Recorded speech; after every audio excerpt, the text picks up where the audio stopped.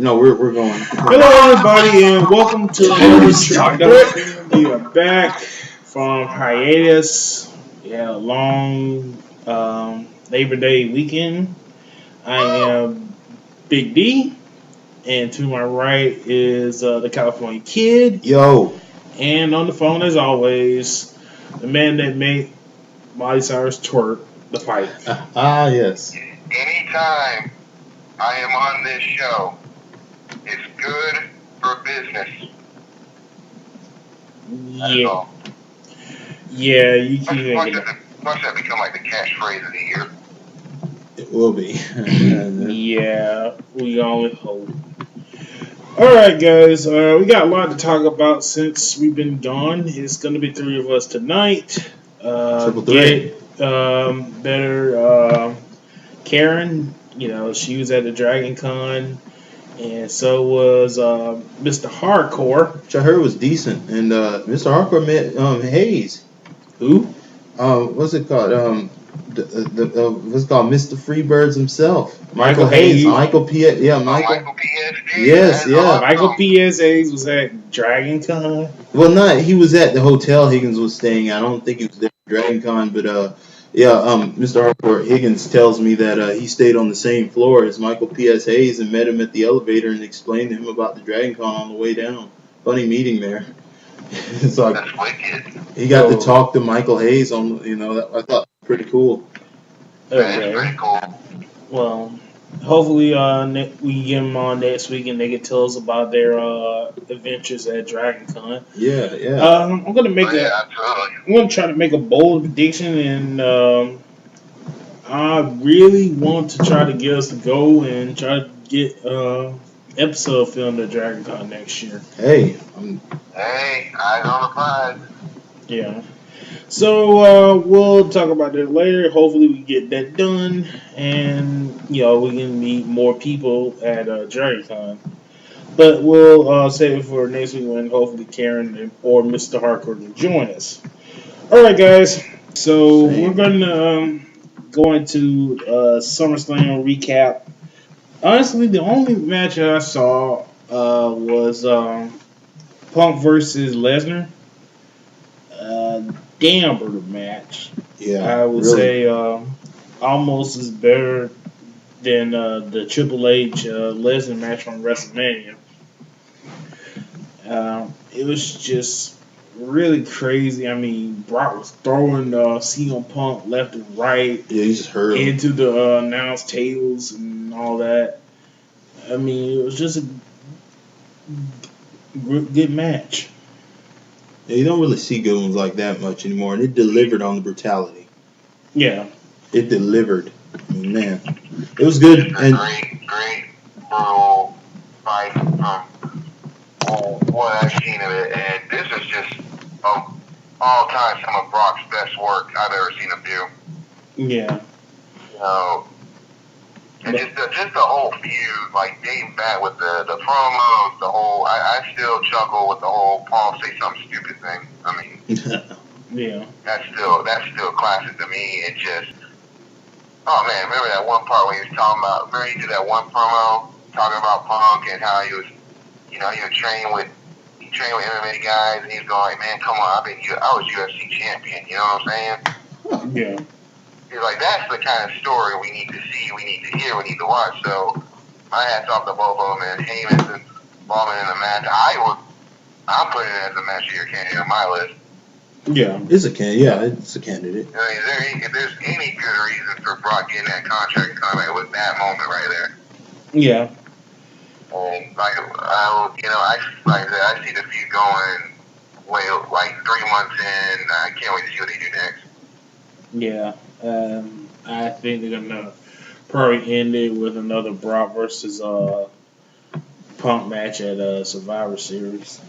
Maybe. And also, the other match I got to see was the Cena versus Daniel Bryan match. Pretty decent match. Couldn't say more about it. I like the fact that Daniel Bryan used Kobayashi's knee to win the match. So I That did was see so that. I rude. did see That that. That was was sick. beautiful. so I guess that was like a shout out to him. Yeah, I Of like that. course. And you know, I give Cena credit. The dude, put on a good match, even though with his injury, which we'll get into later. I mean, was it better than him and Punk? I wouldn't go that far, but it Not was, dramatic effect, but Punk and Cena, that was the real dramatic effect, you know. So I wouldn't say it was better, but still a fantastic match. yeah. I did like the part where they were slapping the hell That's out of what I'm each saying. other, Yeah. but still a great match. Fortunately, I didn't get to see the ending part where Orton came out and cashed in the Money in the Bank, I saw that. and Triple H pedigreed him.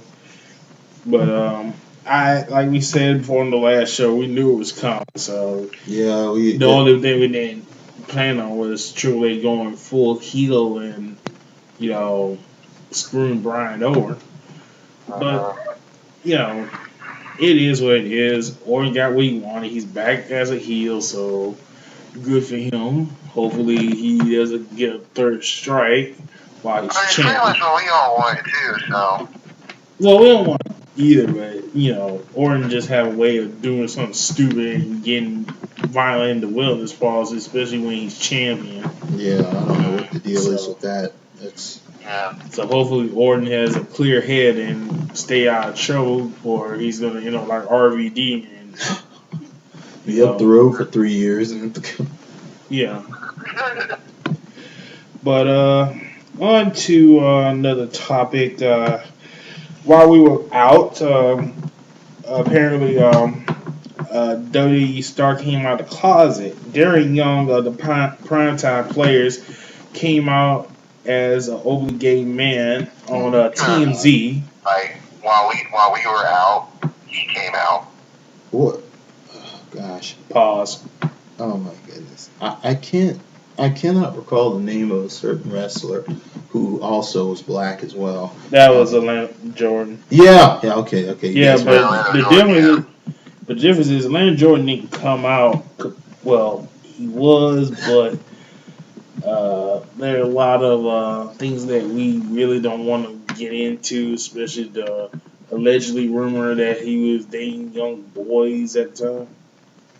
Okay, yeah, let's kind of Yeah, let's stay in our lane on that one.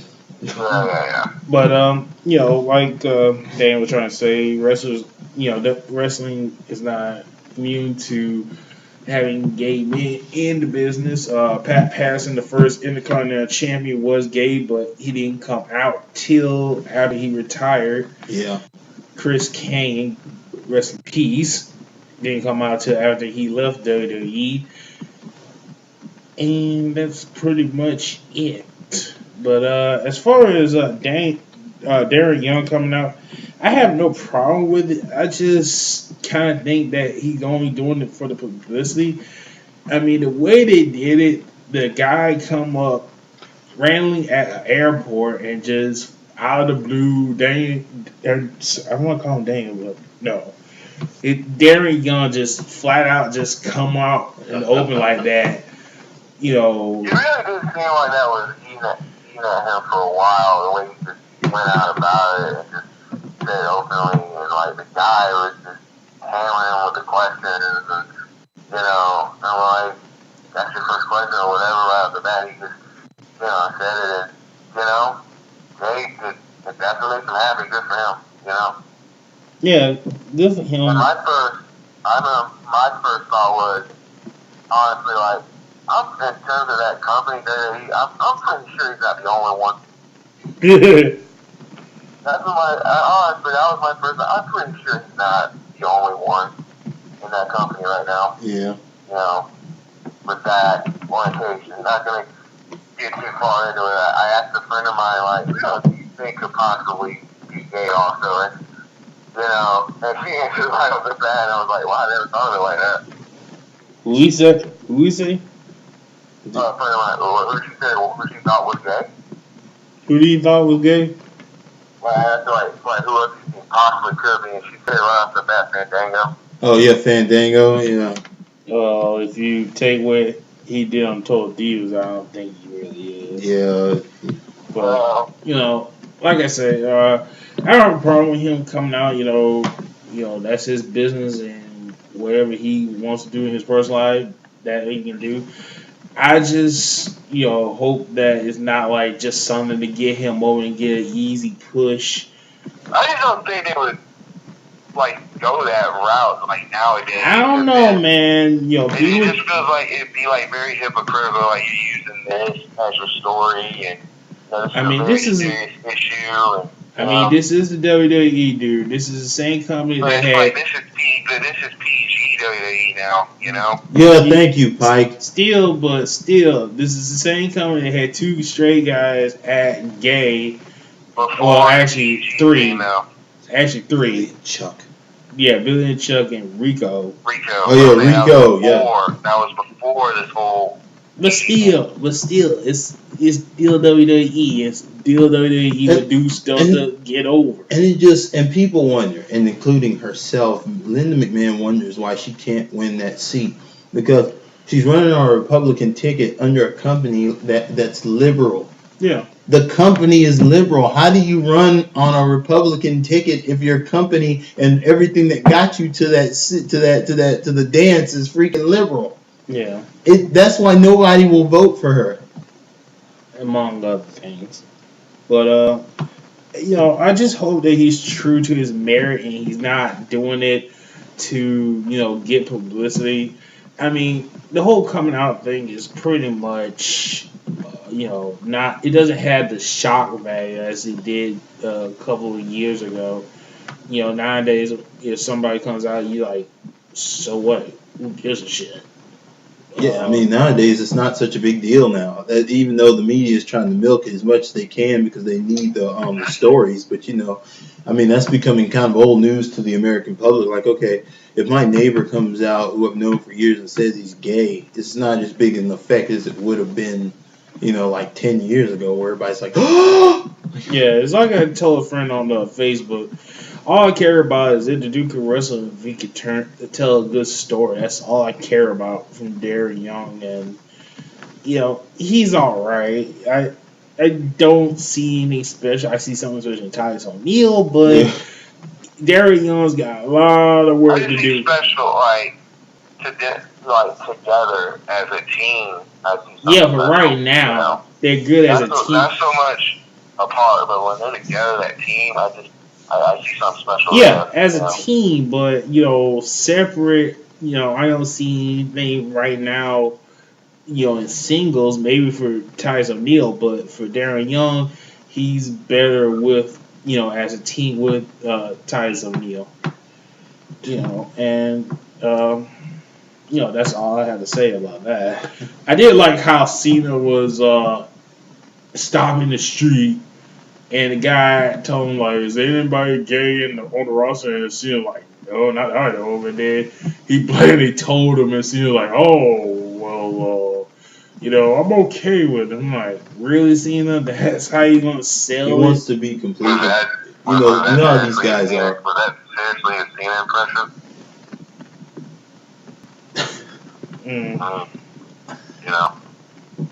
But I get what you're saying, though. Yeah, that case of trying to play it off, and then he goes on Twitter and say I'm proud of Darren, Oh yeah, and, it's like, man, this is just as.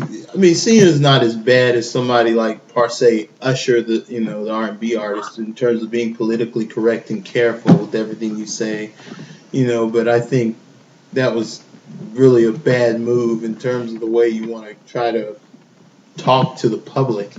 Think before you say that. You got to think before you say it, but you gotta be honest though as much as you can.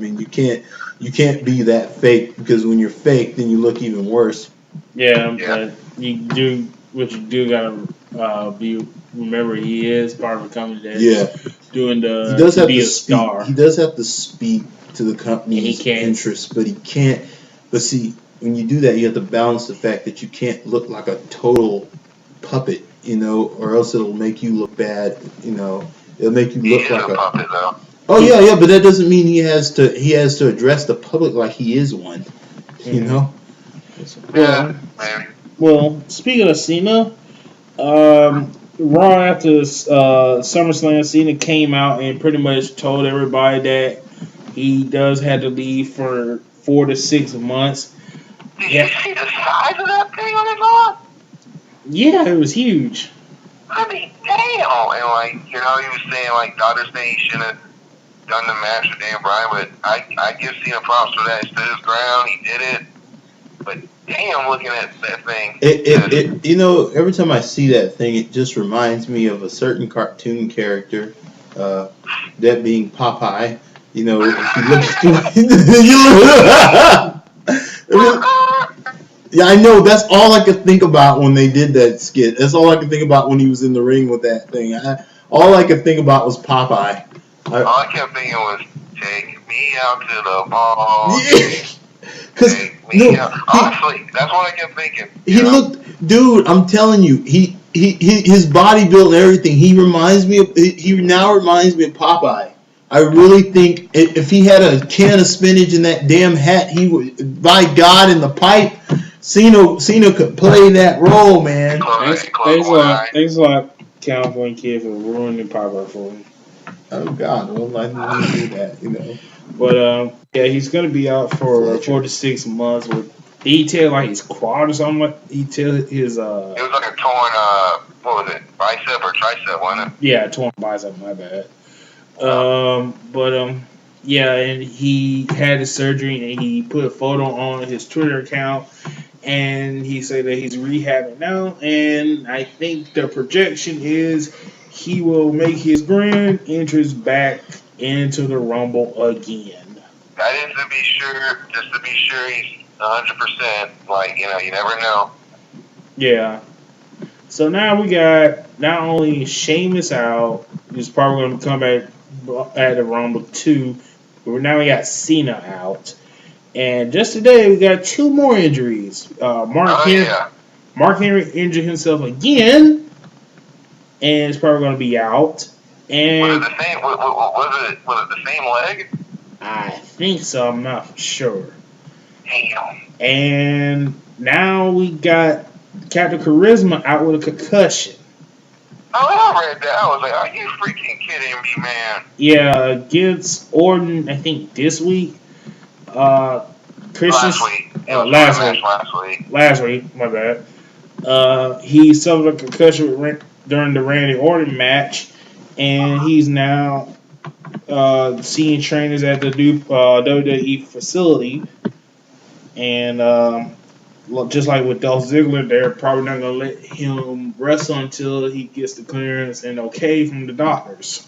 Yeah, they're saying like he passed the impact testing on, but he's still like kind of cloudy. You know what I mean? Like not 100%. He doesn't. It's not bad as Ziggler with the retrograde amnesia, but still they're just being cautious and everything. But that's a damn shame. Yeah, just after being sidelined for so long, finally came back and then boom. Yeah. Does anybody get the feeling that he's gonna pull an Edge and probably have to retire early now because of stuff like this? Retirement? I guess not. No. Oh my God, how crazy! That's crazy considering. Well, I guess we'll talk about later what's happening this next week. Yeah. So on to another news. A couple of weeks ago during SummerSlam, WWE 2K14 revealed the roster for the 30 years of WrestleMania mode. Talk about this. All right, here's the rundown for the roster: Alberto Del Rio, Andre the Giant, Batista, Big Show, Retro Big Show, Bret Hart, Brock Lesnar, Retro Brock Lesnar, Chris Jericho, Retro Chris Jericho, CM Punk, Diesel, Edge, Goldberg, Hollywood Hogan, Hulk Hogan, JBL, John Cena, Retro Thuganomic, John Cena, Retro Kane, King Kong Bundy, Mick Foley. I think just Mick Foley. They didn't say all the faces of Foley. Randy Orton, Macho Man, Randy Savage. Yes. Razor Ramon, the bad guy. Ric Flair, Retro Ric Flair. Ricky Steamboat, Sergeant Slaughter, Shawn Michaels, Retro Shawn Michaels. Steve Austin, Ted DiBiase, The Miz, The Rock, Retro Rock, Triple H, Retro Triple H, Ultimate Warrior, Undertaker, Retro Undertaker, and Yokozuna. Okay. Okay. Seems like a decent roster, and there's still more to come. They said that will be revealed, but that's pretty much. There better be more to come, because right off the bat when I heard this list, I thought, no Roddy Piper. That's what drove me crazy. Like, are you freaking kidding me? How you not put Piper on there? But I just was just like, what the hell? Piper just kind of tops it off, you know. I mean, like, what? But other than that, like you said, decent list. A lot of those guys I can't wait to play in this game, but that'd be my first honest criticism is no Piper, so that disappointed me. But overall, decent. I just hope these builds aren't like just thrown together. I hope they really took the time to research, like, since this is a 2K game. I hope they took the time to research ring habits, research like the real move sets that these guys would use, research the way they reverse, like, because they do that with the NBA games. Like the habits are right. The habits are on. I wouldn't give your hopes up, because remember, basically, this is pretty much the graphics are probably going to be the only difference, because THQ was still working on this game when they went bankrupt. So pretty much everything THQ did for this game is pretty much in this game, and 2K probably didn't get any input in it. They might got a little bit, but not a lot. So I wouldn't give your hopes up on any kind of big difference right now. I'll wait till next one again. Well, yeah, probably the next one where they get like a whole input into it. But if I remember correctly, they said that THQ was working on the next game when they went belly up and then sold it to 2K. So whatever they were working on was probably in this game, but I could be wrong. But like I said, decent list. So many retros. Don't really see. Does anybody ever play with the retro Big Show? I didn't play with them in I'm not familiar 2K14. with retro. I mean, 2K14, 2K13. So I don't think so, no.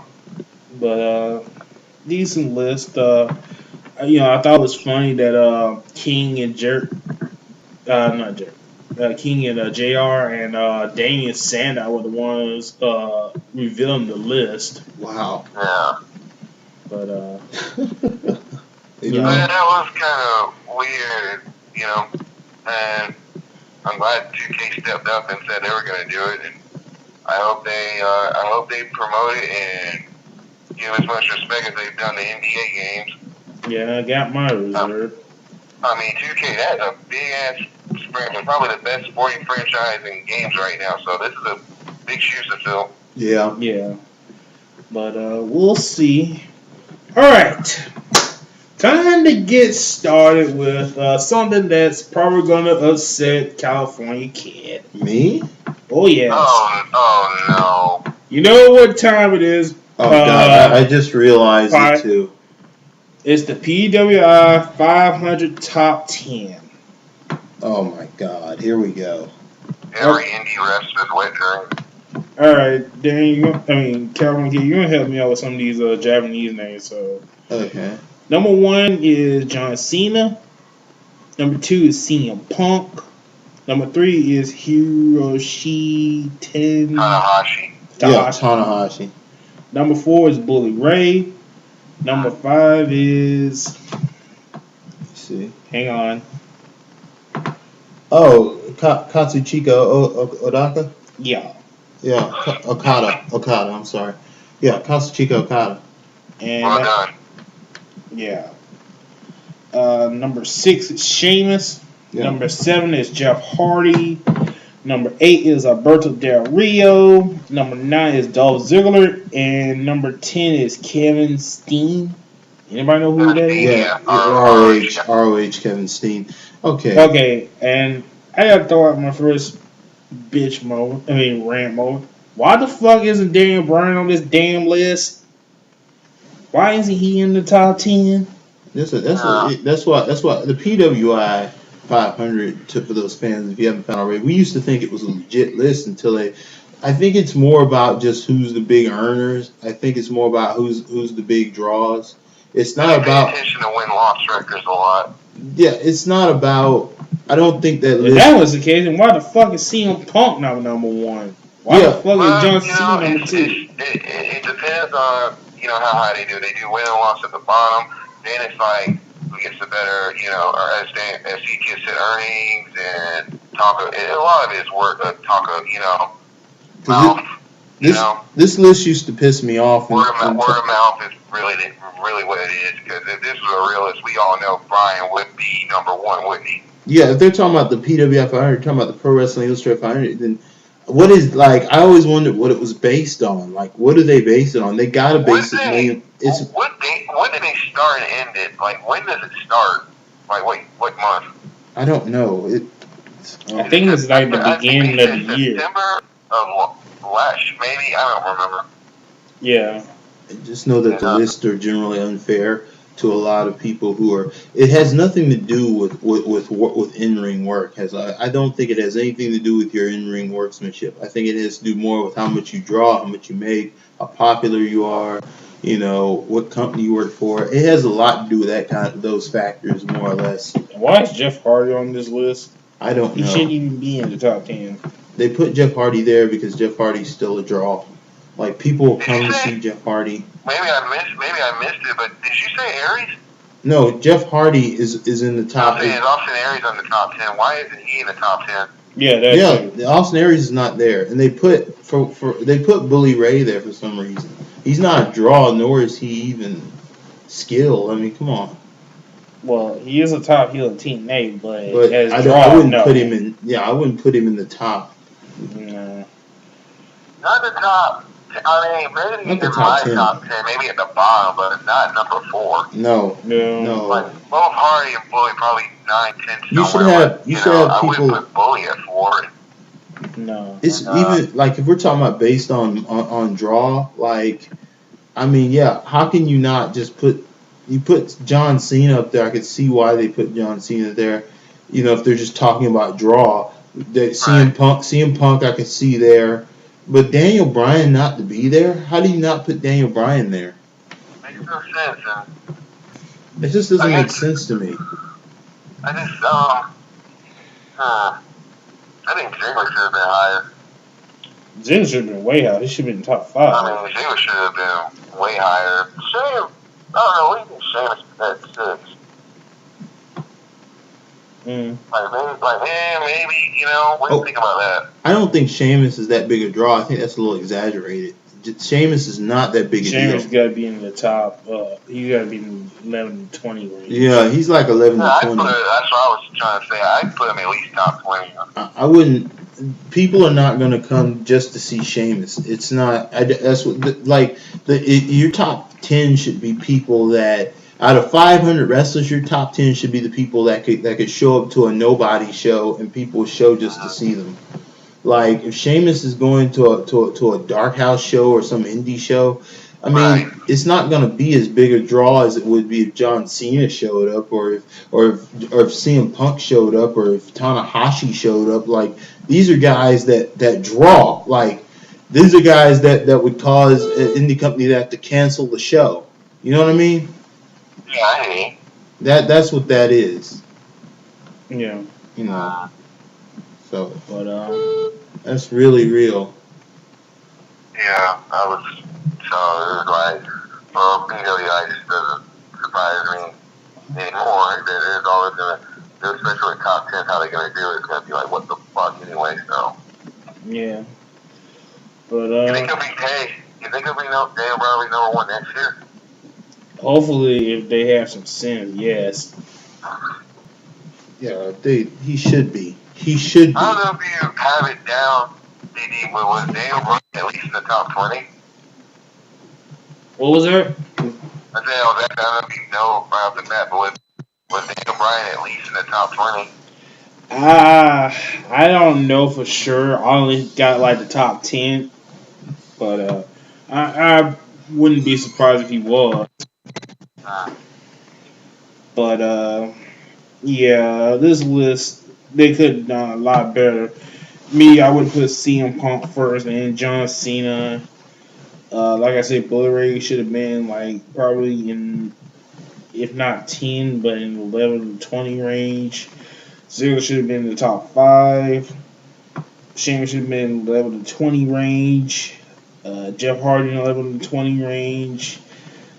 Alberto Del Rio's find where he is. Yeah. And, that's kind of my modification for it. Okay, let's get down to stuff on Raw that we need to talk about. Most importantly, the whole new formation of the new corporation. Oh my goodness. That's the next rhyme scheme. The Helmsley McMahon regime 2.0. Yeah, Whatever you McMahon wanna call Helmsley. I can understand why they did it, but this whole thing's kind of weird, seeing as it's both, Vince, Stephanie, and now Triple H as the heel. Who's gonna? I mean, how you gonna, keep it balanced? Because They're at least overpowered. at least with when not Rock, but when Austin and McMahon did it, they had times where the corporate got over on Austin, and then Austin get over on the corporation. I think since SummerSlam, not Orton, but Dan Bryan's got over them on twice. Kicking Orton out of the ring on SmackDown, then doing the painting up the Escalade. Yeah, I saw that. That was on Raw. Yes. People love destroying Orton's cars on Raw. That's just the trend. Okay, who? Isn't that like the third time that's happened on Raw? They've done that so many times, it's not even funny. I mean, like Kofi did it one time. Yeah, Kofi did it. Kofi did it with his racing car. And it was orange paint there too, wasn't it? Yeah. Shocking. Here's the thing, like, would you have this kind of, like Austin, he had Lynn McMahon. At times he had Shane or at least Stephanie. Somebody would come to his rescue in the corporation. Now it's like there's no McMahon gonna be on Brian's side or anything. Yeah. You had either the commissioner or the general manager or somebody would step in and help Austin or whoever was feuding with the McMahons. You'd have somebody come to their rescue, whether it was Bischoff at one point or whoever. There was always somebody. But this is just Daniel Bryan standing out there in the middle of a battle arena, and like they're just like he has no weapon, he has no backing, he has nothing. What I like with this whole thing, just the fact that Stephanie and Orton hugged. Oh God! After just years ago, they were at each other's throats. That had to be awkward. I mean, just the fact that what Orton did to that family just years ago, and now it's like a hugging embrace. It's just like, okay. Yeah, and then we're not supposed to have good memories at all while watching Raw. But hey, okay. The McMahons are very forgiving people. Yeah, more proof. Yeah, more proof that WWE probably think that the fans done forgot about storyline. At the end of that, getting punched in the head and then again RKO'd, Yeah, that, and at the end of the first Raw at the SummerSlam, people were cheering for Big Show to help Daniel Bryan because remember back when Show was a heel, he had the ironclad contract, and everybody was told by Triple H that if they interfered, they would get fired, and everybody was like, "Well, Big Show, that shouldn't hurt you since you got the ironclad." Yeah, you got ironclad. You should be able to do it. You're right. That's what he's bringing. Like, don't you have that ironclad contract? You can do whatever the hell you want. I mean, you could just go down there, but Yeah, but apparently on SmackDown and on Raw this week, they pretty much said that what Lauren Nyes wrote up was bullshit and it doesn't hold any merit. And that's because they screwed up and they tried to screwed up. They kind of botched themselves with that. I saw that. That's because they jacked up. That's Yeah, because they. didn't Stephanie try to do the whole? Well, you made some bad investment. You don't have any money. Yeah, Yeah, that's what I thought was crazy. Like, where's he going? And then saying all that, like, your investments were bad, and what else she gonna do? You know what I mean? 7 foot like actors in Hollywood, like giants don't live there. So I'm like, what the hell is wrong with you? yeah, that's kind of like that stupid storyline they did with JBL and HBK. My employer. Yeah, That's why I call that story like my employer. uh, And like, and no one can do. There's one other great thing Big Show can do is cry on camera. oh god, that was so stupid. He's a great crier. You gotta give him that. I mean, Jeez. I think the most I've seen him cry before that was when he bumped into AJ. Oh Yeah. God. But seriously, this whole, I understand they gotta put Orton over, but god damn, how many times are we gonna have to see Daniel Bryan get owned by the Shield and then get owned by Orton? I mean, there's a certain point where you gotta have him, somehow get over Orton at the end of the show, not just like a little bit, but he's got to run up Orton somehow. Because if you keep doing it, you're gonna kill his momentum. And I know people are gonna say, well, he's still gonna have the fans backing me. Yeah, but still, you're gonna hurt him if you keep doing it. He's gonna lose a little of the momentum that he has. I mean, like, those fans can only provide so much at those shows.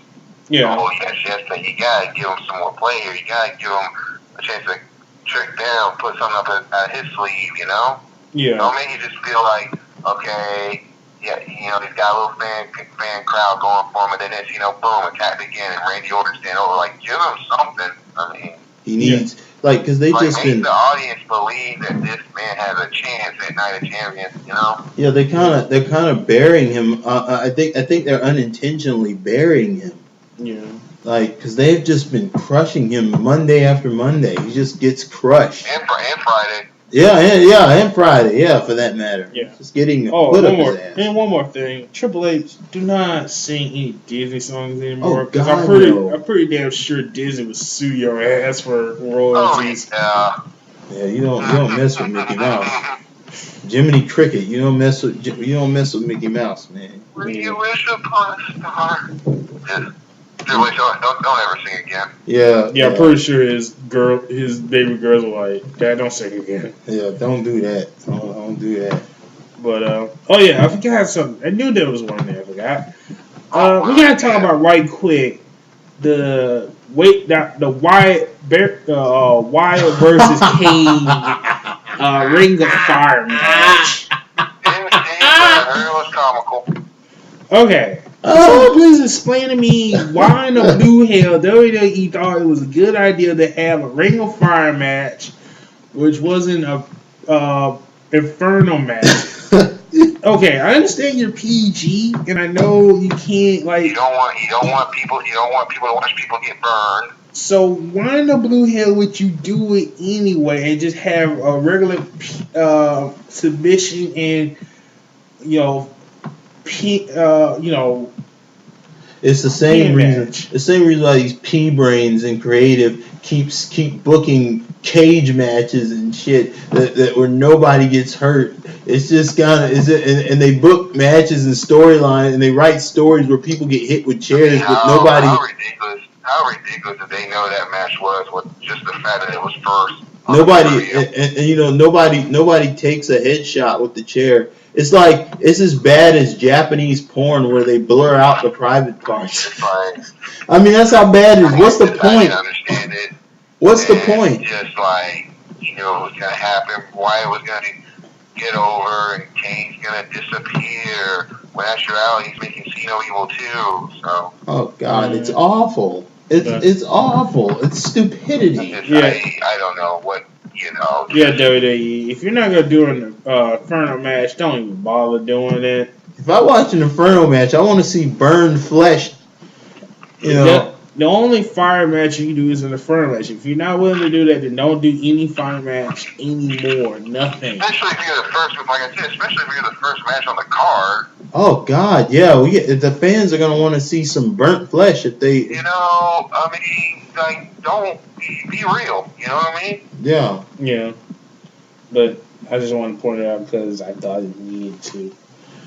But I think we said enough about the corporation. Let's talk about the heat on Sakara.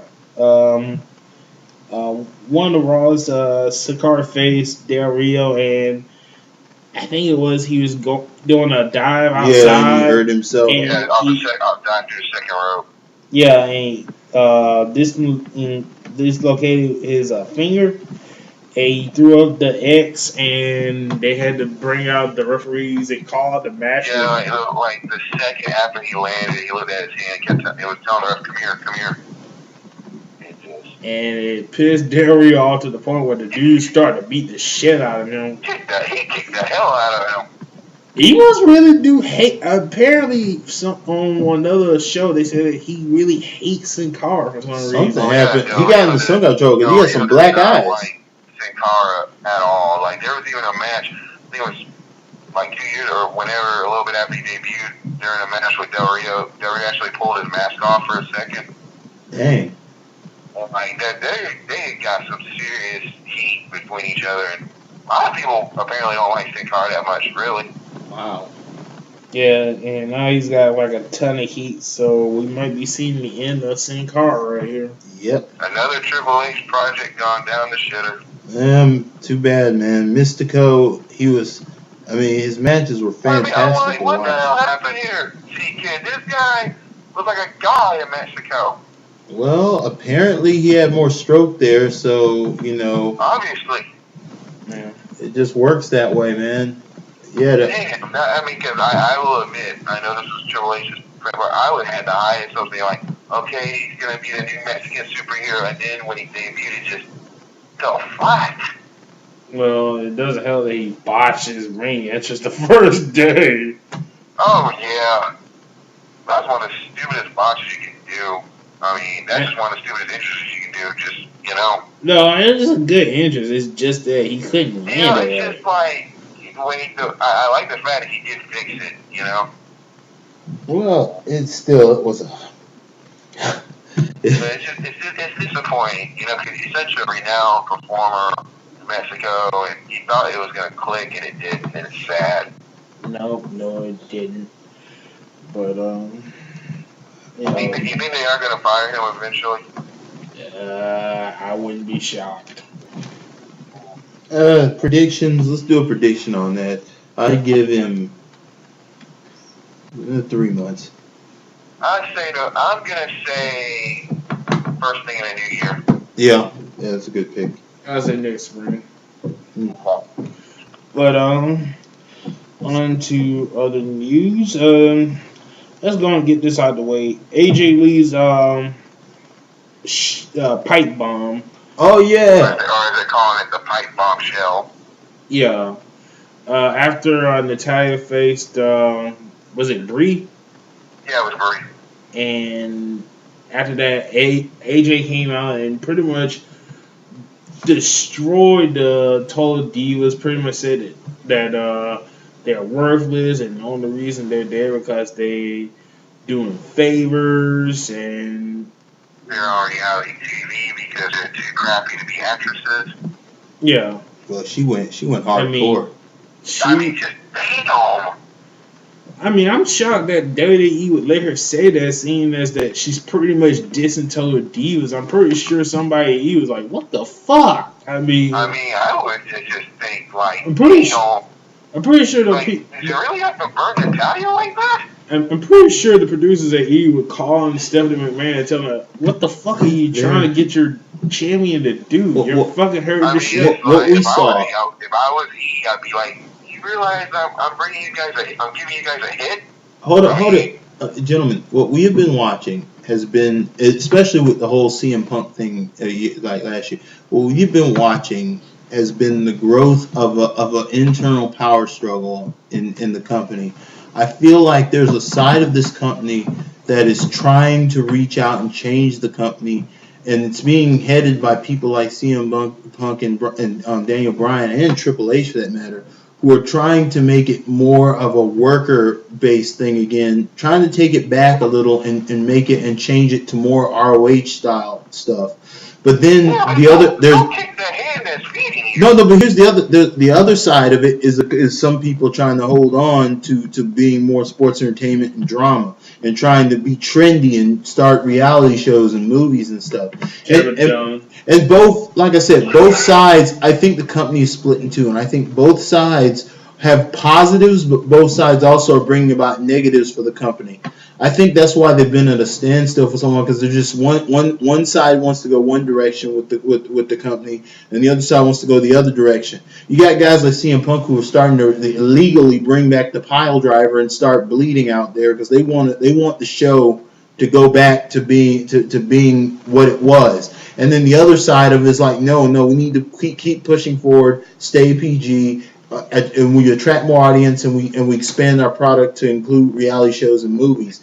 Well, then the other side's like, this is a wrestling company though. Like, we're sports entertainment, we're still a wrestling company. You're saying no, we're not. We're an entertainment company, sports entertainment. So I think that age old argument starting to hit the company. I think there's a split, and I think when AJ went out there, somebody approved it for her to do this. So whoever was the producer of that segment is on the side of wanting it to turn it back to a wrestling show, and somebody just took a shot at somebody in the company because somebody wrote it to be something different, and somebody just told AJ to go out there and shit on it. Or apparently somebody finally realized how bad it was. Oh, I'm sure they always knew. I'm just sure somebody just didn't have the backbone to stand up. Because apparently this week on Raw, she got beat up by all three women. Yeah, they beat the shit out of her. So, yeah, I guess Eve pretty much made a presence felt after her little pipe bomb. Watch what happens. Watch them try to put this on Cole.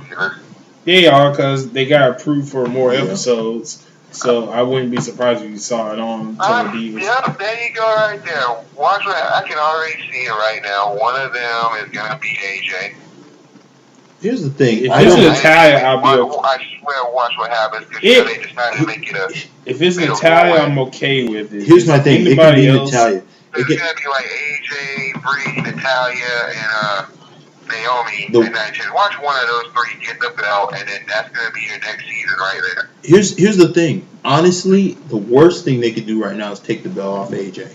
Like, they need what they should do. I know they're going to do it. What they should do is teach her how to work and get her out there. She could be awesome if they would teach her how to work. But here's another thing though.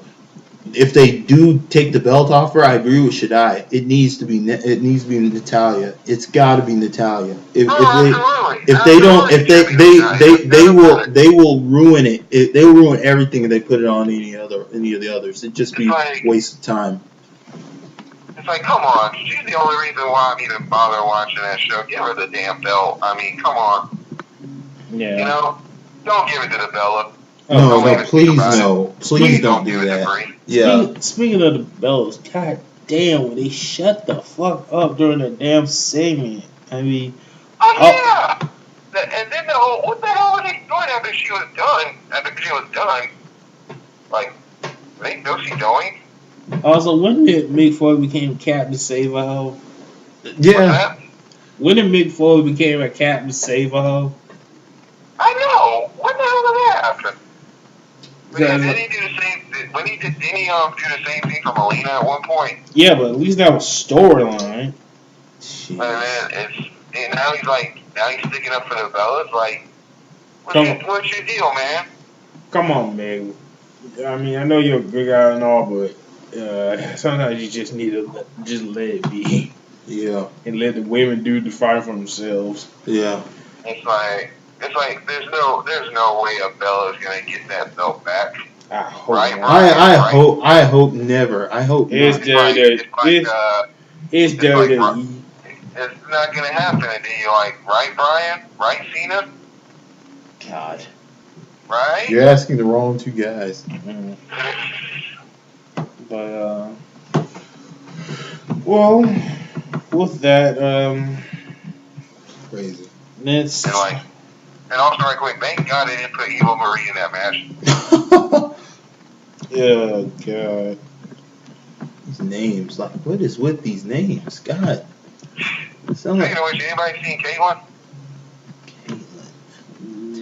Not in a while. Okay. Go on. She probably with JoJo. Has anybody noticed all these names just sound so poppy? They're horrible, ain't they? Why do all the divas have these kinds of names? It's retarded. Mm-hmm. You know, whenever they call her name out, JoJo, I think the white girl R&B singer.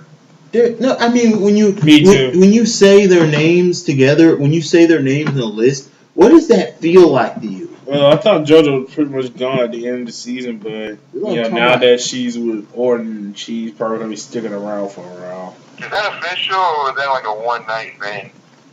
I don't know. I'm just saying, don't. Well, but to answer your question, like these names, I just think high school girls in the '90s. And I think I'm calling out roll call for the Fly Girls from freaking In Living Color. Did not diss the Fly Girls with DJ Twist.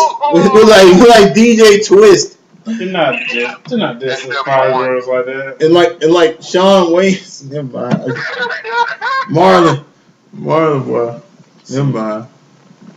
You went old. I got to give you a phone high five for that one. You went old school on that. I'm just saying that's exactly what it sounds like. Like SW1, kick it. For real. Yeah, self high five and a twist. Nice.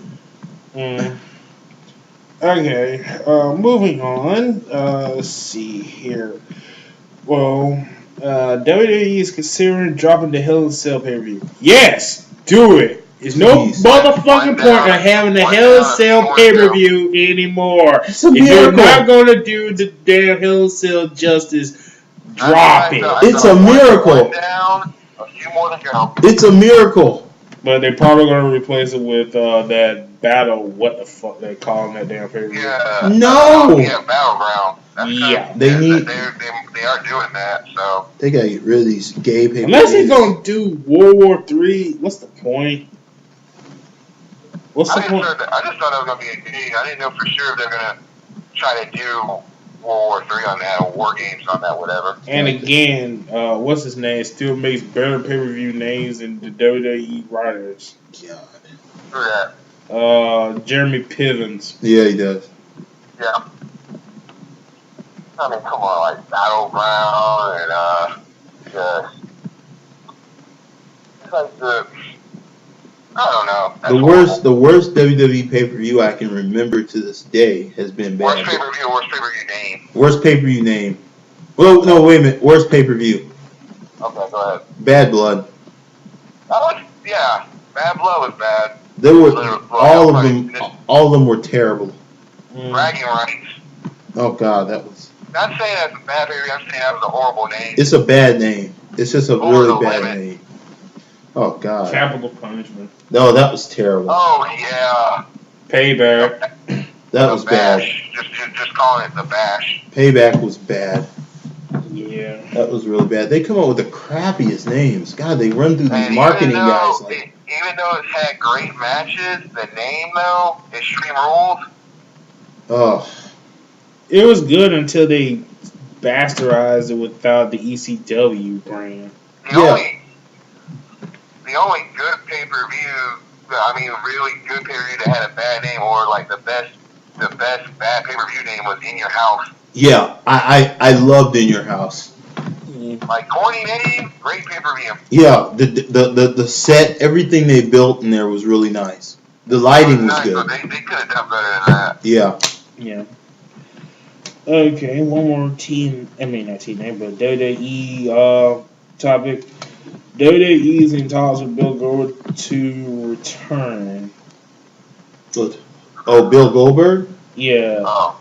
They've been pushing it for a while. For the match at WrestleMania, but here's a catch. Apparently, rumored has it that Goldberg will not return to do a Ryback match. No, not Ryback. He can't stand his ass. I'm gonna tell you, there's an opportunity. Goldberg hates that motherfucker straight up. There's an opportunity for Goldberg I'm sorry. to make up for. I'm sorry, but fuck Goldberg. I mean, I really liked the dude, but then after hearing what he did to Chris Jericho, fuck him. What did to Bret Hart? Jericho kicked his ass though. I mean, yeah, but still, I mean, I understand, being, afraid of, people taking your spot, but you got a guy, Jericho, are you that, not confident in yourself that you're afraid that a guy like Chris Jericho going to take your spot? I mean, hell, do a match with the guy. Jericho is in the right anyway, because if you saw his DVD, he did all he could to make that feud good and everything. Well, here's the thing, though. Chris Jericho, who is Bill Goldberg to talk to Chris Jericho or even question Chris Jericho taking the spot anyway? Chris Jericho was in the game even going WWE. Chris Jericho was in the game years before Goldberg touched it. I mean, look at all Jericho did for that feud. He wore that shirt saying Jericho's hero or whatever, had his own little entourage with him and everything, and then it just squandered. I'm saying, still, Chris Jericho is like your senior in that job. Like you're like Chris Jericho has worked. It can work. Chris Jericho knows how to work for one thing. I tell you what. Goldberg should have been thanking him or trying to learn from him. I tell you what, Goldberg wasn't making it all right. I tell you what, have a match with Chris Jericho at WrestleMania. Oh God, he'll get ran over. Jericho. See, that's the thing. Bill Goldberg's not a worker. You see, like Jericho can get out there and work anybody. Jericho can get out and work with anybody. Even RVD as much as the beginning. Well, the RVD does know at the beginning Jericho was difficult to work with, but still, they put on great matches. So he's basically saying that he's willing to come back, but just not for a Ryback match. Don't book him against Ryback. Book it. Make him make it up to us, the fans, for that crap match he had against. Thank you. Exactly what you're talking Thank about. you. Yeah, put him against Brock at WrestleMania again. No. They do it. They can. You know what? I'm gonna say this.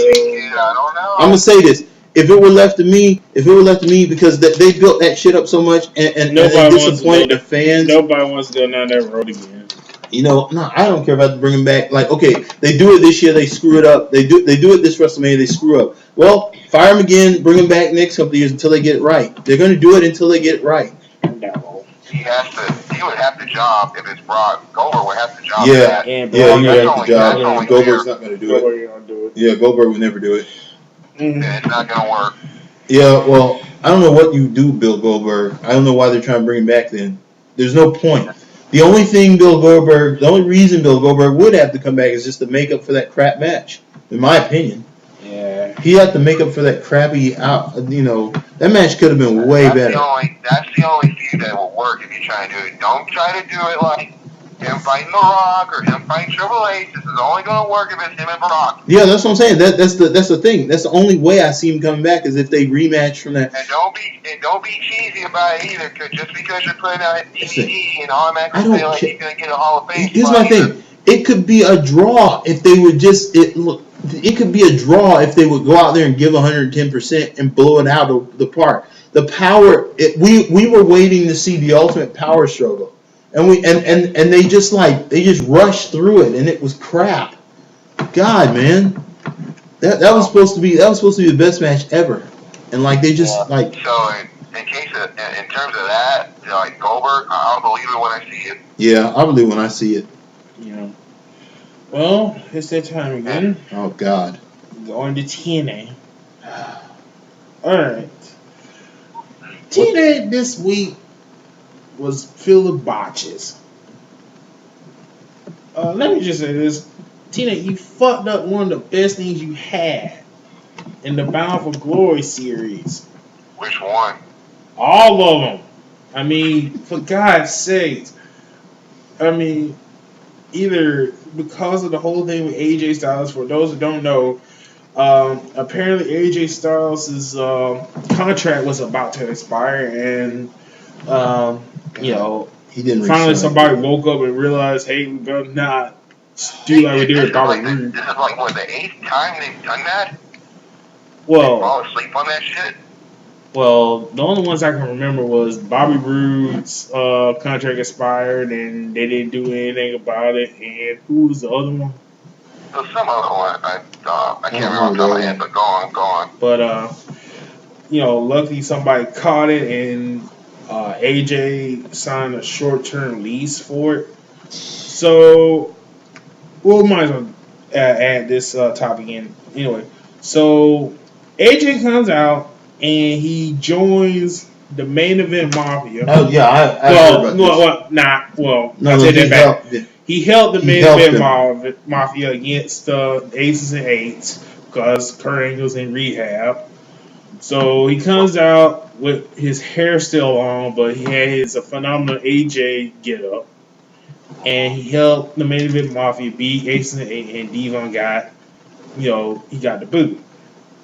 So AJ comes out, gets in the ring, tells the main event mafia to leave because he had to do this by himself, and pretty much says that he's not part of main event mafia. He's still the one, the emo guy, but he did it because he was pissed because of he basically was pissed because of the storyline and that he deserved better. And that he called out Dixie, he called out Mike today, and he said he still wants to be the company guy, and that he's the highlight of that whole speech was, "I'm better than the best in the world. I'm the phenomenal." AJ, I like you, but no. You were. No. You were. I mean, I was pretty ballsy to say that. I mean, it was ballsy to say that, but he was. That's the problem. If it was all AJ, maybe. Yeah. If it was all HAJ, then yeah, maybe you were. But no, it was like 2003 AJ. Yeah. 2003 TNA AJ. Yeah, that's the best in the world. That's it. That was the best in the world. But that's true. That's true phenomenal right there. Yeah. I give AJ props for being ballsy, but as far as a pipe bomb, that's like it was good, then it just went way too long. Then he went complete direction opposite, going, "I'll be the company guy. I'll do it." God, this was. Yeah. I just think TNA is just totally at the end of the rope. After that, AJ had a match with I think was it Bobby Roode? Yeah. He had a match with Bobby Roode. He had to get a submission win in order to qualify for the Bound for Glory series. Guess what he does? He pins Bobby Roode. You've been doing a submission style, what they call it, a calf killer? Yeah. He's been doing that for God knows how long. And for some reason, he decides to just pin Bobby Roode and pretty much gets himself disqualified from the Bound for Glory Final Four. Yep. So, you're like, what the fuck? What was all the shoot about if you're just going to get yourself disqualified? Hogan comes out and pretty much make a match, saying that there's going to be a gauntlet. And the person that wins the gauntlet gets 20 points. So all that work that the people put into doing the Bound for Glory series was just a waste. Because now somebody can get 20 points and be in the Final Four. And guess who that person is? Spoilers! AJ! Oh my God. I'm pretty damn sure that now TNA is going to give the title to AJ to make up for the bullshit year that he had. That's pretty much what they're going. I don't have a problem with that, but god damn it, TNA, you can do a better job with it. TNA. Tell a better story. Yes. TNA doesn't need to tell a story. That's the whole point. They told too many stories and they've been bad. Yeah. They told too many bad stories. And this is one of the worst. AJ, you should have walked. You should not have signed the contract. You should have walked. Well, in AJ's, we gotta look at it from AJ's point of view. Jesus. WWE pretty much said that they don't want nobody from TNA. You got to Which is save your bullshit. money and sit your ass down because Which is bullshit because if Jeff Hardy became open, I would. they I Bro, you know they would sign Hardy in a they heartbeat. are lying through their teeth. If AJ sat at home They for a are few weeks, he would lying. get They a just trying call. to put up face. They would call AJ. No, they wouldn't. They would. No. So they would think about it. They would think about it. And Orange is not doing that good. So pretty much AJ's options are pretty much bleak right about now. Damn. But you know, I don't have a problem with it. It's just the way that they did it was just poor, piss poor. They could have did something huge with this, but still, nothing good pan out of it. But it's not over. Hogan botched again. Apparently, during the whole segment with him and Bully Ray, Hogan made a botch. See, Hogan told Bully Ray that he was going to fight Sting again. But Hogan made it seem like it was for the world title again. What pay-per-view was that Sting faced Bully Ray? It was Slammiversary, right? Yeah, Slammiversary. Slammiversary. Yeah, Slammiversary. People that forgot or don't remember, and Slammiversary, Sting lost the match that said that he cannot go for the world title ever again. Yeah.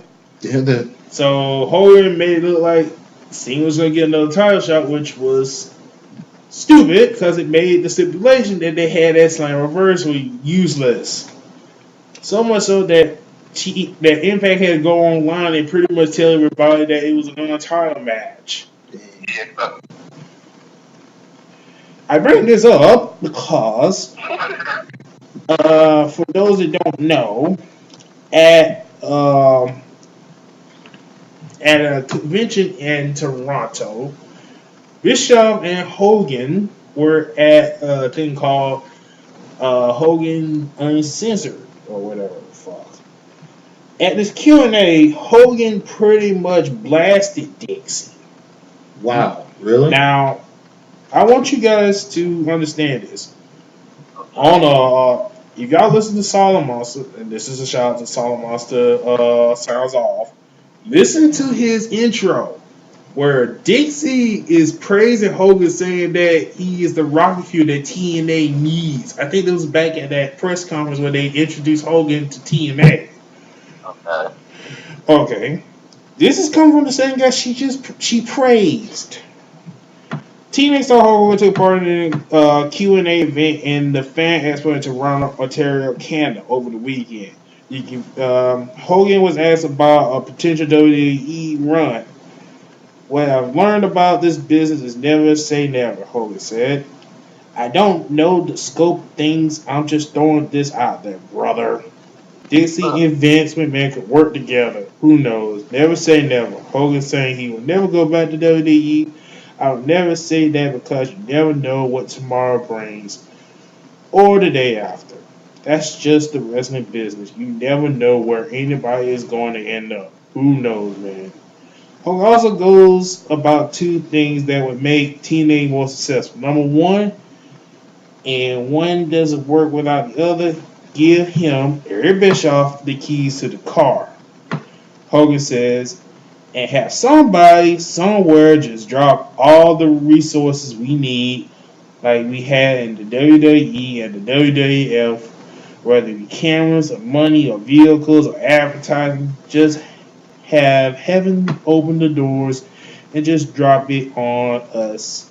In the perfect world, if we could give him the keys to the car and all the resources we need, that's what needs to happen. I'm pretty damn sure that this is pretty much a shot at Dixie and her father, which I cannot be surprised seeing as that Brooke got fired. Man. Yes. They were paying Brooke too much. Well, Way too much. Hogan, that's your daughter's fault for being stupid enough to put her real life relationship on Twitter and pretty much shit on the whole storyline between her and Bully Ray.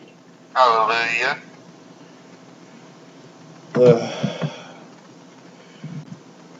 Now, do you see now, Dixie? Do you see now what fans been telling you for what is it now? 3 years? Hogan's been here. Why in the blue hell would, if she wasn't gonna give the keys to Paul Heyman? Yeah. Why in the blue hell would she give the keys to Eric Bischoff? Yeah.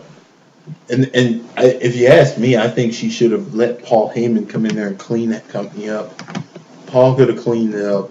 And what has Bishop done any better in TNA since he's been there? I mean, they changed the 6-sided ring to the 4-sided ring. The fans blew the hell out of them for it. And Bischoff and Hogan were like, screw you guys. Just deal with it. That was crap, man. Do you miss the 6-sided ring? Huh? Do you miss the 6-sided ring? Well, yes and no, but it was TNA's. It made them different from WWE. It did. Now, like the sets look more and more like Raw. Like it just It set them apart from WWE. It made them different. It was kind of like their calling card. Hell, they don't even do King of the Mountain no more. No, they don't. No.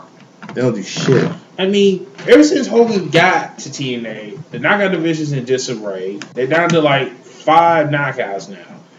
The tag team division is in disarray. The X division is slowly coming back, if any. Yeah. And, any. And the world title picture's been good, but now with Bully Ray getting the title back, it's just lame. I mean, the whole Aces and Ace story needs to just fucking die now. They need to kill that. We said it before, we said it again. The Aces and Ace went on too damn long. They don't have people in there that anybody can give a damn about other than Bully Ray. I mean, Tito Ortiz don't do shit for the group. Miss Anson don't do shit for the group. Okay, here's some tips. Here are some tips for TNA as a company. Go ahead. Work your way to a climax on this whole Ace and Ace storylines and smash the crap out of it. End it. Then I was gonna say it's ending at Bound for Glory. Yeah. Well, anyway, end it quickly and be done with it. And don't build any other storylines. Don't go on the air for the next episode after you kill the Ace and Ace. Cancel an on-air episode. Have the network air something else that week. Come back the next week with a refreshed roster. Get rid of in that week. You'll have fire everyone that is sucking your company dry. Kill contracts. If you have to close for a few weeks, just kill contracts. Kill all the leeches. Reinvite all the young talent. Go back on the air with a fresh roster and no storylines. Just simple feuds. No storylines. Just kill the storylines. Go back to wrestling. Let's get the skill back in the show. That would be the first step to rebuilding that company. Just end everything. Just call it like when they end the long running series like Lost or something. Just do your season finale. End it. That's the end of TNA. Even rename the company for that matter. Reinvite NWA back. Just rename the company. Change the whole storyline. Start over. Start a whole new. I'm saying kill all the product sales. Just kill everything. If you want to save your company, you got to destroy it and rebuild it now. They crapped on it to the point where it can't even lift itself out the toilet anymore. It's that bad. It's that heavy. It's that heavy. The shit is that heavy. So yeah, they need to flush and they need to rebuild. They need to wipe with some toilet paper. Mike, you got any thoughts about this? I'm trying to remember the last time I watched a full episode of that wrestling. Exactly. What would be your suggestion, TNA? Pretty much on the same grounds that C-Kid said about just changing, everything, revamp, retool, hire better marketing people, hire people in terms of the bookings and the financing. Keep an eye on folks' contracts. I mean, just so much things they need to let Hogan go. Just the Hogan era is done. It's been done. It's been done for 30 years. Go away. Tell Bischoff to fuck off and make another reality show about something.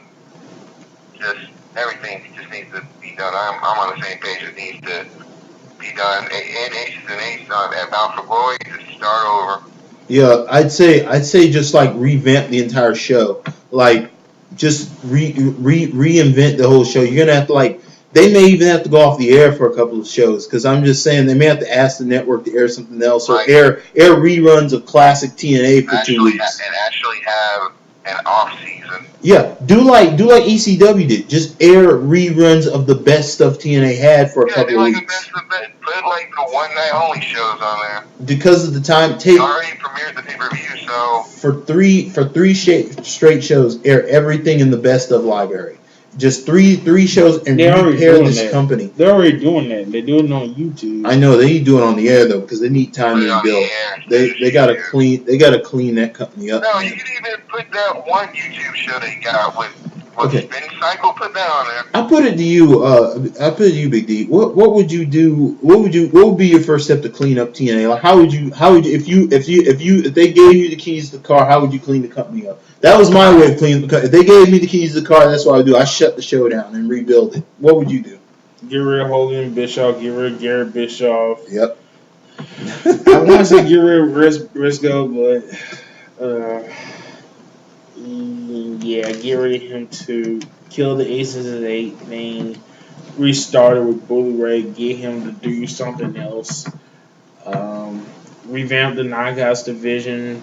Bring back Terror, which we'll get into later. Bring back Awesome Kong. Bring back Cheerleader Melissa. Make Knockouts mean something again. Get some fresh tag teams. Let go. Hire Jesse Swartzen back and give him an on-air apology. Yeah. Because that was total bullshit there. That was. Go on. And let's see.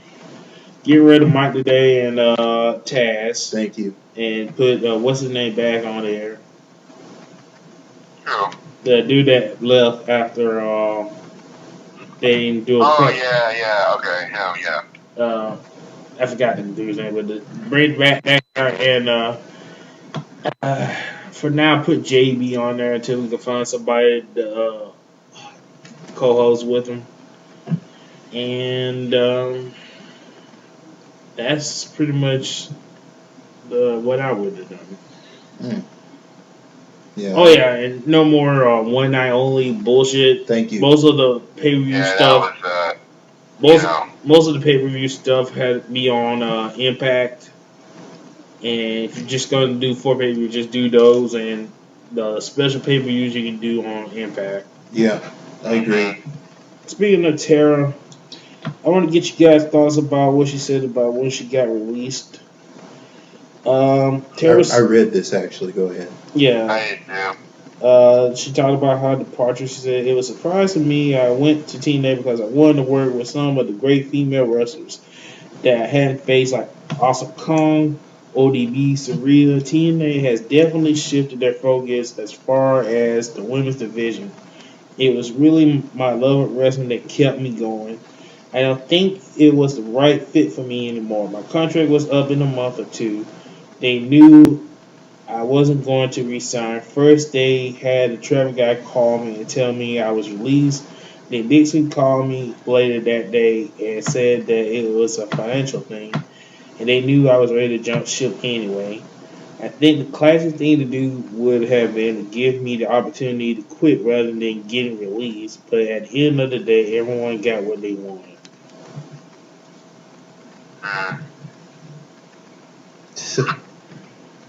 Wow. Like I said, I it's time to if you're an established person, it's time to get off the ship. Like that RVD came, he looted, and he got the hell off the boat. People. It's time if you're there, loot what you can and get off the boat. Sadly, I think AJ Styles is going to be going down with this one, but when it's time. For everybody else, it's time to jump. Not gonna leave his baby. Yeah, for everybody else, it's time to jump ship. Jeff Hardy's just killing time. Yeah, Jeff Hardy knows he's gonna have a job anyway, so it's like he's just doing this for sport. He doesn't give a shit anymore. He's like, whatever. Jeff just a sad way pretty to go. much the Tara thing was just sad because she gave them so much. Yeah, I don't think she's gonna go to WWE because you know how Vince has his rules about older divas. Oh yeah, Unless their name is Mae Young or she'd never Or get hired. like that, they'll probably put her in as an NXT trainer or and plus, I something. think she still got heat with them. Yeah, I don't think she's gonna be working. Pretty with sure them. she does. Any diva that come in has heat with them, except for maybe freaking Trish. Oh yeah, speaking of Trish, that's one of two women you're never going to see in that company again, probably. Her or Maria. Yeah. Speaking of Trish, not going to happen. Speaking of Trish, congratulations to her. She named her baby Maximus. Maximus? Probably Maxie. So many puns I could do with that. So she could I'll call just leave it alone. Yeah, that's a good Also, congratulations to Madison Rain. She had a baby girl. So congratulations to you both. Anybody got any thoughts of Ted DiBiase Jr. leaving WWE? It's a damn shame because they thought this was going to be like a new Golden Boy, but then the injuries kept plaguing him. Yeah. You know, and it's a shame. I even thought like he was gonna. I thought he was gonna be something serious. He was gonna be. I thought he was gonna be a big deal, and just fell flat. Yeah. Now I don't feel so bad that my wife bought the Marine too. You know? Woo! I don't feel so bad or stupid at all. I'd bought that and be like, next thing you know, he quit. So, Yeah. But it's just a shame, because that whole group legacy, order was already established about these two guys, him and Cody, were going to be established. How crazy is that? In the past few days, you had Ted quit, and then on the show, Cody gets fired. How crazy is that? I did love that shoot that Cody did when he was leaving. You said the McMahon. How 100% shoot and right you think he was about that? Oh, when you think about it, with the Rhodes and WWE, he's kind of spot on. Yep. Yeah. That's like you said. Dusty Rhodes wasn't doing that polka dot shit before he was in WWE. I'm glad he said that. Dustin damn sure wasn't doing Goldust before he got there. It was a rib that Dusty made work.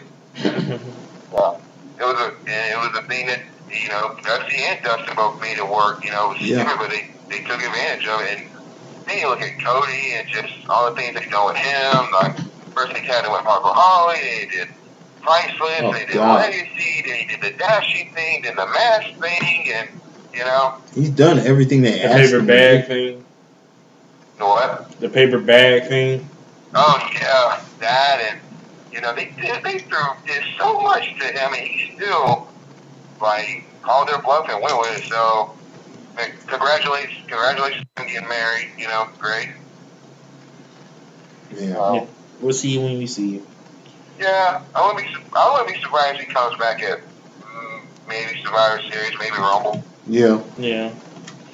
All right, guys. Now we're gonna get some entertainment news. They're going to end True Blood next season. I heard. Yeah. HBO's acclaimed show is ending after 7 seasons. Really sad. Once again, only getting 10 episodes.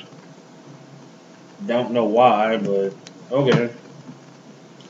Still got to finish the 6th season. But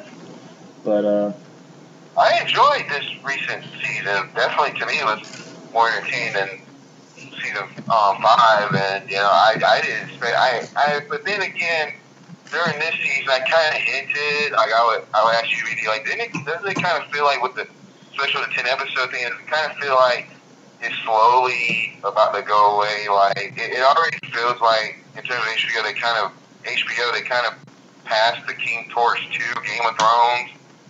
Yeah. And Game of Thrones is kind of like their marquee show now. So I kind of get. I was still shocked when I read that it's ending. But most HBO shows end after 6 or 7 seasons. So a hell of a run, though. I give them credit.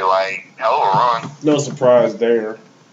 Just don't just don't do some bullshit Sopranos in it. That's all I'm gonna say.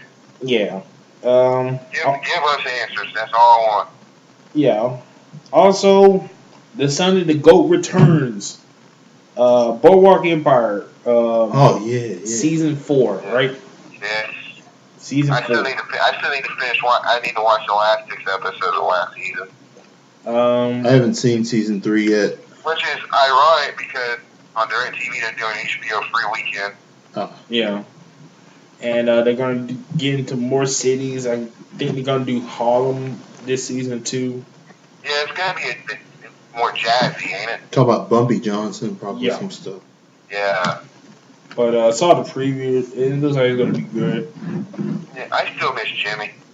Yeah. I understand. That's what I kept thinking watching Thursday night. I miss Jimmy so much. His mom was a psycho, man. Oh, yes. Wait till you see these.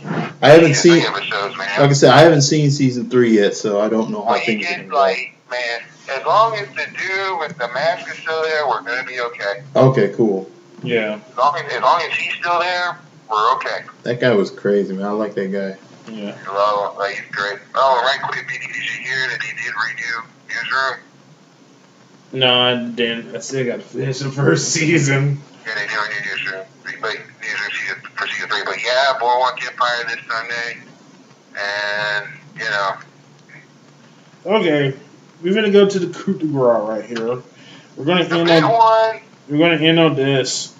The past few week, it's been announced that Ben Affleck is the new Batman and will be Dawn of the Caped Crusader in the new Man of Steel, Superman vs. Batman movie, whatever the hell they're going to call it.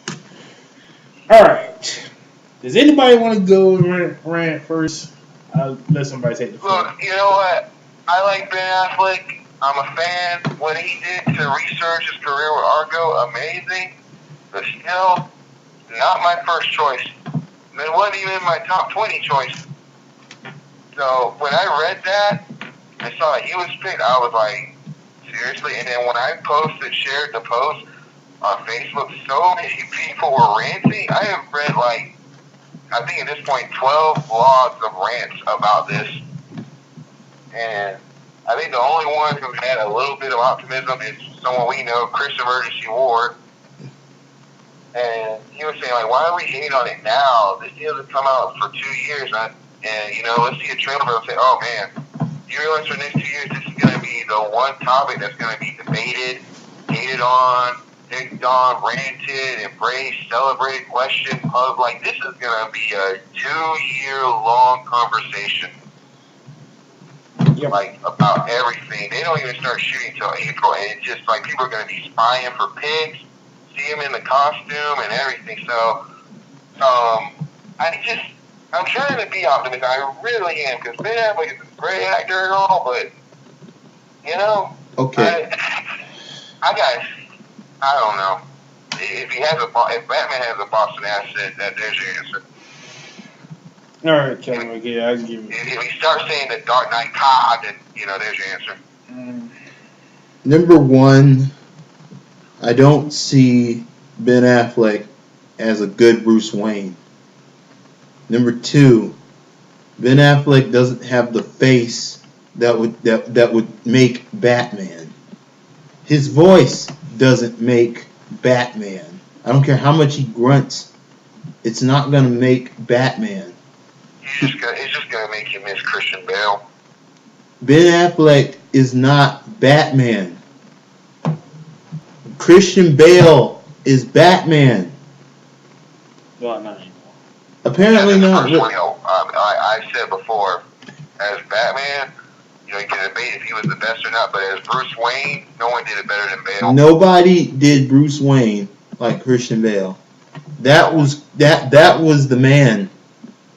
I can't help but continue to be curious about who was in charge of casting, who was the cast director who approved this, or who even asked for him, who called his agent, who asked, who thought, it was a good idea if we cast Ben Affleck as Batman. And if anyone says Christopher Nolan, they are lying through their teeth. Whoever is at the studio, whenever they have another meeting, somebody needs to sit up and bring it to everyone's attention that, hey guys, there's absolutely no way I'm going to believe Nolan was right off the bat cool with this. How did this get past the producers? I wouldn't be sure. How did this get past the producers though? Like when they cast somebody, I'm surprised the producers haven't sat in the room with the directors and everybody be like, okay, second unit, okay, you direct, okay, Chris, okay, guys, you guys have cast Ben Affleck as Batman. And then there just needs to be a silence there and let them, no, don't say anything. They like, don't say anything. Just think about this. We're spending a lot of money on this movie, and you guys have cast Ben Affleck as Batman. Does that now see how that silence felt just right there? For those of you listening, do you see how that feels? I'm just picturing the Marvel offices just laughing their ass off. Take this in. No, take this in. We are the producers. Everybody sit down for a second. We're in the offices. We're sitting down in our big meeting room in our big chairs. We putting up millions of dollars for this movie. The director comes in, the crew comes in, their staff comes in. Everybody sits down with us, and I've just gotten word that I'm looking at the casting list, and I appear here, and it says Batman and dash, and it has Ben Affleck's name there. All right, now, guys, put yourselves in that experience. The people at home, put yourselves in those chairs. What in the hell is going on here? This must be a prank. I'm looking at this piece of paper that has the cast on it, and I'm looking at the name of Batman. This must be a typo. It says Ben Affleck there. Ben Affleck, are you serious? You can't be serious. It's like, please tell me I'm being punked or pranked or even catfish. Please tell me this. Yeah, please tell me this. Yes. We got $100 million in this movie. Somebody say this is a joke. Somebody tell me this is a joke. Listen. All right, I'll admit, when I first heard it, I was like, seriously? Ben Affleck? This is the best they can come up with? I think we all turned into Miz at that instant going, really? Yeah. But I'll give this to Ben Affleck. The guy's a great actor. Yes, he is. He obviously likes comic books. Hell, his best friend's like one of the biggest comic book nerds out there. And probably the only Kevin Smith's having a wet dream about this. Probably the only guy that was actually excited that the dude's playing Batman. Yeah. But I'll give Ben Affleck the benefit of the doubt. But God forbid if this ends up like fucking George Clooney and Batman and Robin. That they only picked him because he was the sexiest man alive, and they thought, he would put asses in seats. Yeah, I pray. Some part of me just prays I'm wrong, with all my doubts. Like maybe this will shock us all, but I have little hope for that. Well, and then if people were reading about that, they said that one word about him doing this. You know what that one word was? Daredevil. Yeah. And here's the thing about that. Sometimes, gentlemen, in the face of all the optimism we can muster, in most cases we can overcome truth at times and change truth. But sometimes, gentlemen, optimism loses. And that's just because it wouldn't be a real world if optimism didn't lose sometimes. And it does lose. I mean, look at the ending of Raging Bull. Look at some of the endings of some of the greatest movies of all time. When reality set in. I hope that when reality sets in, we won't bear as hard a brunt as we're thinking we're going to bear, and I hope Affleck can pull his balls together and get this together, or either the studio may pull him before they get to that point. But if that doesn't happen, I'm praying that the hit isn't going to destroy the franchise, because it really can, depending on how his performance goes. This can destroy the Batman franchise once again, and we could be right back to where we were right after. Again, and it's going to and then Joel it Schumacher just tried. gets destroyed, and we pray that an animated movie brings it back. Joel Schumacher didn't try anything. Joel Schumacher looked at a successful franchise, and it's like the successful. He just looked at a successful franchise, put it on the floor, pulled down his pants, and took a dump on it. That's what he did. The only tiny applause I give him is Jim Carrey as Riddler. That Jim Carrey. That was a good cast. He got it. That's the only. Jim Carrey saved the movie from being a total disaster for me. No. Shadai hates the movie, and I don't hate the movie. I just don't think Jim Carrey did that good with Jonathan Riddler. Here's my thing: if it hadn't been Jim Carrey, they could have cast. There were about three people they could have gone to. But here's the thing: when I watch that movie, I can at least watch Batman Forever. But I mean, Batman and Robin, there was some really. It's just a whole library of. It's a whole library of bad things. I've only seen it once. I can't do it. It's such a waste. I can't do it again. It was such a terrible waste of good actors. Like, you had Uma Thurman as Poison Ivy. Which is shocking because she did Kill Bill and she can fucking act in an action movie. She's good. She and her voice, to me, when I saw it, her voice worked for Poison Ivy. The thing that was missing from the thing that Batman and Robin needed was less colors, less gayness, a serious script. They could have kept the actors. The actors just needed a better script and some serious material and some violence. It needed less. They needed to recast back. Yeah. They could have. Yeah, that is the one thing. You know what? You're absolutely right. That Batgirl needed to be recast. I got no problem with Alicia Silverstone, but she's not Batgirl. She's not Batgirl. She's not Batgirl. Do we even need to talk about Freeze? No, let me tell you about Freeze. Arnold Schwarzenegger could have did this, but just look at what he had to work with. The writing was terrible. I blame all that on the writing. The skit where they had him where he dropped in the ice bath, that was fine. All that shit was fine, but every line that he was given was crap. Cool party. They made it a comedy. Just recast Batman. He said, like, hey everybody, recast Batman, recast Batgirl, and get some better writers. Get some better writers, yeah. And another director. Yeah. You could keep the actors. You could keep Schwarzenegger. You could keep all those people. Take Bane out completely. Yeah. Remove Bane. You do Bane. They could remove Bane and get a Latino person, please. Yeah. But they could have just removed Bane and had Poison Ivy and Mr. Freeze, and it would have worked. Uma Thurman would have made a great Poison Ivy if it had been a serious movie. And Arnold Schwarzenegger, for all the movies he's done that have been crap, and for all the ones they've done been halfway decent, he could have done this role right if they had given him a good script. He could have done this. And it's just sad. It was a sad waste of an opportunity to really give Arnold Schwarzenegger. The outfit was fine, his look was fine, the skin was fine, everything was fine. He just needed to be serious and kill some people. I wanted to see him freeze some people and knock a head off or something. Let's make Mr. Freeze. That's too violent. Or let's explode some people if we have to hope for violence. But that's too violent. Batman Returns was violent. Damn it, they could have did this. Violent and brutal. Yeah, Batman killed people in that movie. Well, that was one of the sins. He strapped a bomb to a dude, threw him down a shaft. Yeah. Batman was a badass in Batman Returns. Yeah, but really, he's not supposed to do that. I know, but it was good. Well, it was pretty good. Yeah, that was good. Well, it could be worse. They could have Triple H as Batman. Oh Jesus, that would have been. Don't ever speak such blasphemy. Hey, it was good for business. Right. It was good for the business guy. I asked my wife's cousin about it, like him being Batman, and then he goes, "At least it wasn't Ryan Gosling." Oh God, that would have been bad.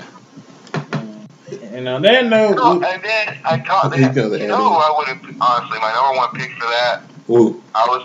My pick would have been Josh Brolin, honestly. Yeah, I think you said that before. Yeah. But on that note, we come to another conclusion of Triple Threat. I'd like to thank you guys for joining us. Last time I checked, we were almost close to 800 views. Thank you for watching. We love you guys. Spread the word. Spread the word. If you want to find us on Twitter, Triple Threat Georgia 1 on Twitter. Please leave a comment, subscribe.